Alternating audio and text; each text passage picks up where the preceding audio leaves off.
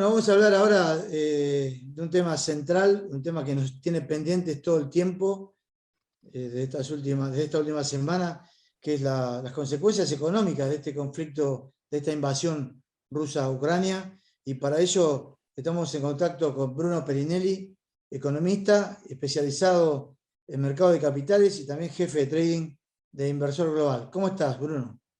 ¿Qué tal, Darío? ¿Cómo estás? Un gusto estar de vuelta con ustedes. Bueno, con nosotros también en este primer programa de la cuarta temporada. Y bueno, a raíz de la invasión, ¿no?, que todos conocemos, de Rusia a Ucrania, se han tomado sanciones económicas de Estados Unidos y de Europa. Y un poco queremos conocer tu análisis de cuáles pueden ser las consecuencias para el mundo y también para nuestro país de estas medidas. Bien, fueron varias y fueron bastante duras las sanciones de la Unión Europea, Estados Unidos, los aliados de la OTAN, diría. Principalmente dos, digamos, la exclusión de los bancos al sistema SWIFT. Eso por un lado, el congelamiento de gran parte de las reservas. Rusia tenía colocadas, tenía alrededor, mejor dicho, de 600.000 millones de dólares en reservas. Una gran parte de ellas las tenía en bancos del exterior. Esa gran parte quedó congelada y no pudo defender el rublo, que en la última semana vimos que tuvo una devaluación, creo que es bastante fuerte. El dólar en Rusia pasó de 73 rublos a cerca de 120, más o menos por ahí andaba. Bueno, ya hay análisis que proyectan una caída mayor al 5% del PBI, como se pensaba en un principio. JP Morgan, de hecho, proyecta una caída de la economía del 35% de la economía rusa.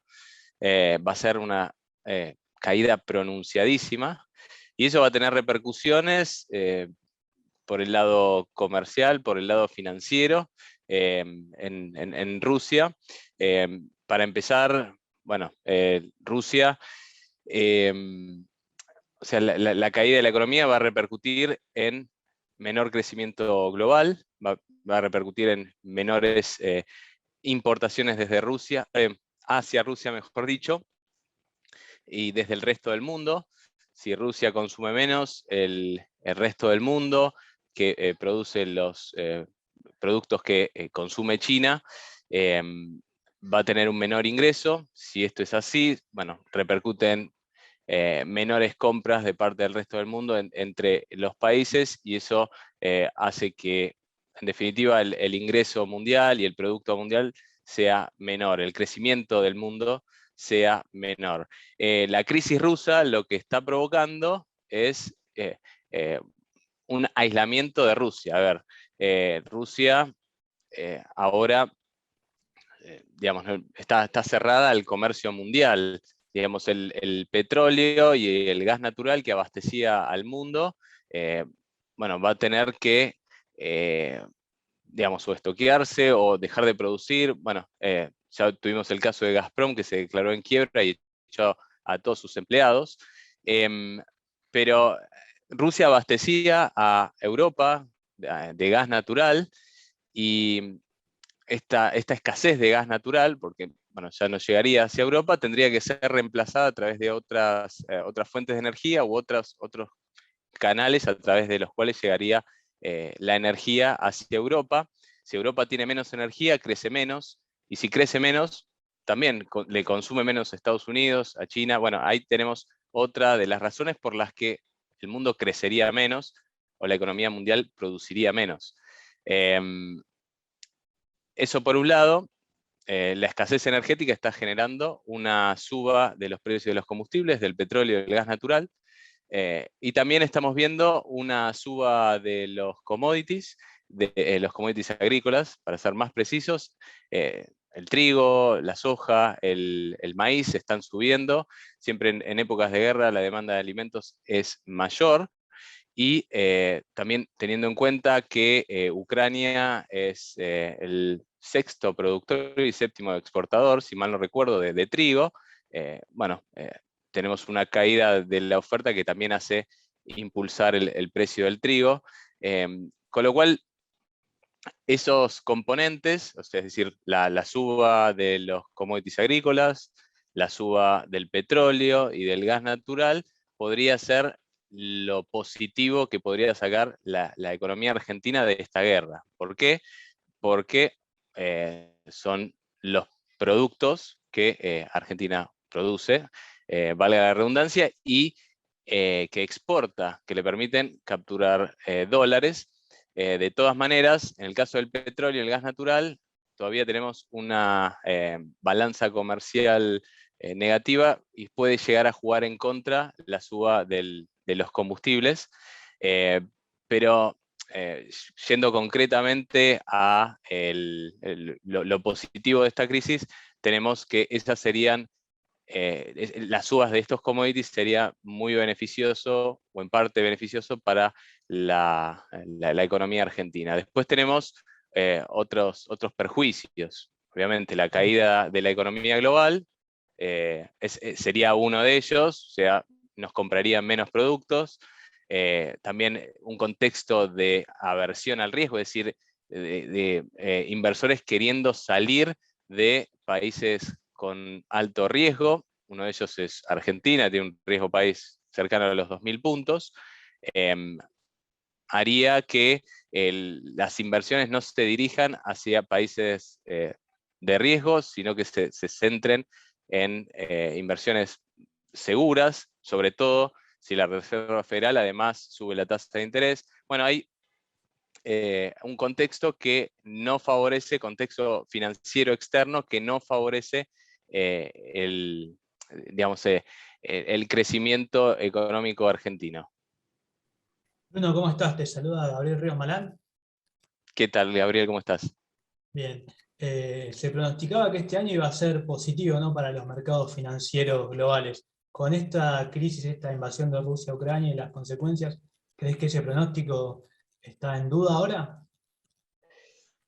Sí, a ver, arrancamos el año sabiendo que la Reserva Federal iba a subir entre 3 y 4 veces la tasa de interés. Se pronosticaba un crecimiento de la economía global en torno al 4% anual, más o menos 4 o 5% anual. La economía de los Estados Unidos en ese sentido estaría en esos niveles. La inflación estaba siendo un problema en los Estados Unidos, se estaba buscando controlar, y la suba de las tasas de interés lo que genera es que, o sea, repercute negativamente en el precio de las acciones. Por si no lo saben, las acciones se evalúan según las ganancias proyectadas de las compañías valuadas al presente. Si las ganancias proyectadas, si sube la tasa de interés, las ganancias proyectadas tienen un menor valor hoy. Entonces, si sube la tasa de interés, el valor de las ganancias proyectadas es menor, el valor presente, digo. Entonces, las acciones tienden a bajar en un contexto de caída, de suba de la tasa de interés. Pero si es compensado por un crecimiento de los beneficios de las compañías, las acciones en definitiva pueden llegar a subir, no tanto como quizás en 2020 o 2021, pero sí puede ser una suba más moderada, en torno al 10% anual. Ahora, con el estallido de la guerra y las consecuencias sobre el crecimiento económico mundial, estos rendimientos, que son más modestos que los de los últimos 2 años, pueden llegar a estar en duda. A principio de año yo proyectaba que el índice el principal índice, el S&P 500, la bolsa de Wall Street, iba a subir alrededor del 10% en 2022. Ahora yo te diría que está en duda esto, sobre todo teniendo en cuenta que el mercado en 2 meses acumula una baja entre el 15 y el 20%. Estoy refiriendo a los principales índices de Wall Street. Esto puede arrastrar también un efecto inflacionario a nivel global, que nosotros, bueno, arrancamos el año con casi 8% de inflación más o menos. Sí, sí, o sea, la suba de los commodities, desde el trigo hasta el petróleo, puede impactar de diversas maneras, puede empujar una inflación que ya tiene, digamos, un movimiento en torno al 45-50% anual, con lo cual si vos le das una fuerza mayor, va a acelerar, va a ir a un ritmo mucho más alto, que es verdaderamente preocupante. Bruno, la Bolsa de Nueva York y el Nasdaq suspendieron las acciones de las empresas rusas. En el caso de los CEDAR en Argentina, ¿qué medidas se tomó? ¿Cómo se está resolviendo? Tengo entendido que la negociación de los CDRs fue suspendida hasta tanto se expida el emisor, es decir, el banco Comafi, se expide en cuanto a qué se va a hacer en relación a las acciones de las empresas rusas, sobre todo porque cayeron mucho, algunas están en quiebra, es realmente muy negro el panorama para las acciones rusas. Y Argentina, bueno, está en un proceso por lo menos hay un acuerdo que debe pasar por el Congreso, ¿no? Y luego resolverse con el Fondo Monetario Internacional. Más allá de las divisiones, grietas de grietas que se conocen por ahora en el tratamiento parlamentario, ¿cómo ves ese acuerdo que se ha suscrito entre el gobierno y el Fondo Monetario? A ver, el acuerdo, los detalles del acuerdo que se conocieron las últimas horas, los estuve viendo y sinceramente me parece que no van a poder cumplirse las metas que se proyectan de acá a 2024 en términos de crecimiento económico, inflación, caída del déficit fiscal primario y reservas internacionales. A ver, primero porque el gobierno apunta a hacer crecer una economía que tiene cepo cambiario, que tiene alta inflación, que tiene bajo nivel de inversión, alta presión impositiva, solamente hacerlo crecer a través de la inversión pública, inversión en obras de infraestructura, viales, infraestructura energética, digital, que es muy bueno, es necesario para el crecimiento del país, pero es insuficiente. Digamos, se necesitan medidas que impulsen la inversión. También hablan de una reasignación eficiente del gasto público a través de mayores partidas sociales, de gasto o inversión en ciencia y tecnología, que es necesaria, pero la inversión en ciencia y tecnología va a tardar años en dar sus frutos, con lo cual me parece que en términos de crecimiento, o sea, se espera que crezca entre el 2,5% y el 4,5% en los próximos 3 años. Que este crecimiento ayude a reducir el déficit fiscal primario, es decir, la diferencia entre lo que ingresa a las arcas públicas, a las cuentas públicas, y lo que el Estado gasta antes de pagar los intereses de la deuda, ese déficit sobre todos los bienes y servicios que produce la economía.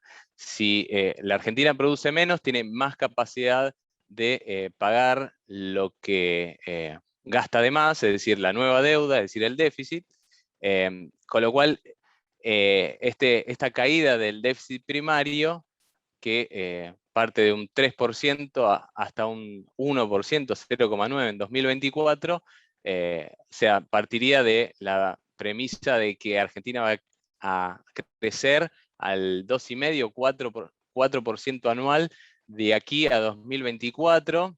En las condiciones en las que estamos, yo dudo de que eso ocurra, y también tengamos en cuenta que lo que quiere hacer el gobierno, obviamente, es subir las tarifas en forma segmentada a los sectores de mayores recursos, de mayor poder adquisitivo, pero bueno, esta suba de las tarifas lo que le va a permitir es no aumentar los subsidios económicos, es decir, los subsidios a la energía, por ejemplo, Pero esta suba de las tarifas también va a impulsar la inflación, le va a dar otro empuje a la inflación. Ya tenemos que la inflación corre a un 4% mensual, 45, 50 anual. Si a eso le agregamos la suba de los precios internacionales, el empujón de las tarifas energéticas, la suba del dólar, el dólar oficial también va a subir al ritmo de la inflación, eso es lo que acordó para mantener un tipo de cambio competitivo, va a dejar de estar anclado, entonces va a tener como varios motores que impulsen una inflación más alta. Con lo cual el tercer ítem del acuerdo que dice que la inflación va a bajar del 50% anual al 34% anual en 2024, aunque siga siendo alta, es muy optimista esa proyección, dado que tiene varios motores que pueden acelerar la inflación. Ya hay consultoras que proyectan una inflación mayor al 50% para este año, con lo cual, a ver, el acuerdo se tiene que cerrar para que no se llegue a una situación peor, a un default con el Fondo Monetario Internacional. Pero de ahí que se cumplan las condiciones que se plantean, no creo que eso suceda. Sí, de todas maneras, aparentemente habría una voluntad de aprobarlo, ¿no? Medio forzada, pero bueno, eso ya lo veremos en las próximas semanas. El asunto sería saber si, tal como pensás, no se cumplen los acuerdos, la parte nuestra. ¿Cuáles podrían ser las consecuencias más allá de lo económico que padeceríamos acá, ¿no? Y menor credibilidad, menor flujo de inversiones. A ver, cada contrato que se rompe, desde el primer default hasta los últimos que tuvimos, tengamos en cuenta que tuvimos un default en 2014, un default en 2019, también un default en 2001, cada vez más repetidos, y si hay menos credibilidad, si no hay acceso al financiamiento, como parece que se va a seguir dando, porque hoy se conocieron los detalles del acuerdo y el riesgo país subió un 4%, está sobre los 1.900 puntos, los bonos están cayendo, las acciones también. Tampoco ayuda mucho el contexto externo, pero digo, o sea, si hubiese sido bien recibido por el mercado el acuerdo con el FMI, el riesgo país hubiese bajado y bastante fuerte. Con lo cual, hacia adelante posiblemente haya digamos, un ahogo financiero de parte de las cuentas públicas que lleve a nuevas reestructuraciones, ya sea con los acreedores privados, externos, internos, y también con los organismos internacionales, en este caso el FMI. Bruno, te agradecemos muchísimo esta entrevista, este tiempo que nos brindaste. Y bueno, vamos a seguir de alguna manera monitoreando nuestra economía, así que te vamos a convocar nuevamente a lo largo del año, ¿eh? Bueno, muchas gracias Darío, muchas gracias Gabriel por convocarme, y un gusto va a ser, como siempre, estar transmitiéndoles mis opiniones, ideas, visiones sobre el mercado argentino y el mercado internacional. Muchas gracias. Bueno, gracias a vos. Hablamos con Bruno Perinelli, economista especializado en mercados de capitales y jefe de trading de Inversor Global.